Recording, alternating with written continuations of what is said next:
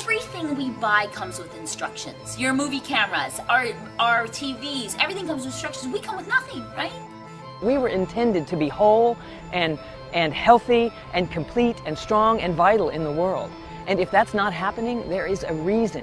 And it is actually something that we've been doing to get in the way of that naturally expressing on its own. In the 1900s, less than 4% of Americans had heart disease. Less than 3% died of heart attacks. Today it's close to 35 to 40% died of heart attacks and strokes. How could it be genetic if these diseases didn't occur in human history? How could even cancer be genetics if, for example, in the Orient, areas of the world have less than 1% of them have breast cancer? They move to America, about 15% of American women get breast cancer. These things don't just happen to you. They happen because of our choices. How much genes contribute to the diseases in our world, and it turns out far less than 10%, probably even less than 5%. Well, wait, if genes are only responsible for 5 or at most 10% of the illness on our planet, what about the other 90% of illness? And the answer, it has nothing to do with genes and has everything to do with lifestyle. I can tell you how to get healthy in one sentence. Do the opposite of what got you sick. So if you weren't moving enough, move more. If you're eating too much, eat less. If you're sleeping too little, sleep more. A disease is a manifestation of disharmony with nature. Have you seen a fat coyote lately? I've spent almost all my waking hours reading everything from the scientific literature on human nutrition. Probably read over 20,000 medical journal articles. And the bottom line is that you don't have to have a heart attack.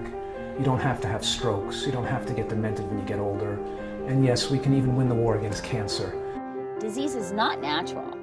It's just not, it's normal, but it's not natural. People don't see disease as something that's a warning.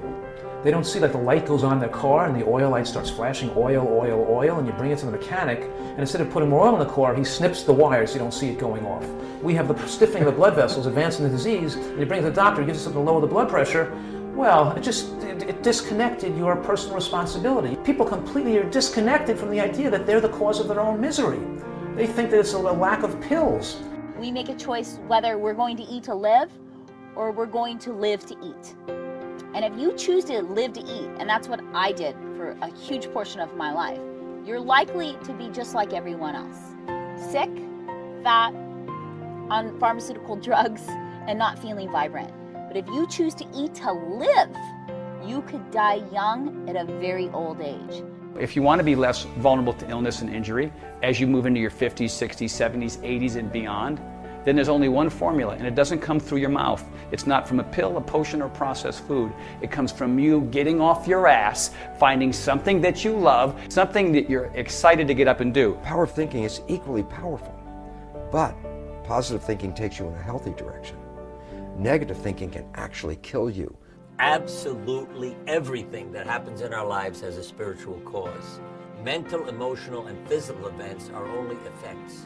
We do have documented cases where there is a seemingly miraculous cessation of symptoms. I mean, we know these things happen.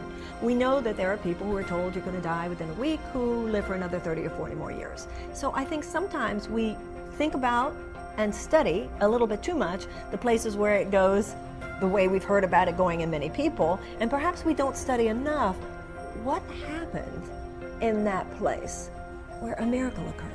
Now we're beginning to understand that our hearts literally create a signal within our bodies that communicates with our brain that either affirm our health and our healing or become the obstacle between us and our health and our healing. We've put our finger on the primary factors that create disease, but people have the right to know it.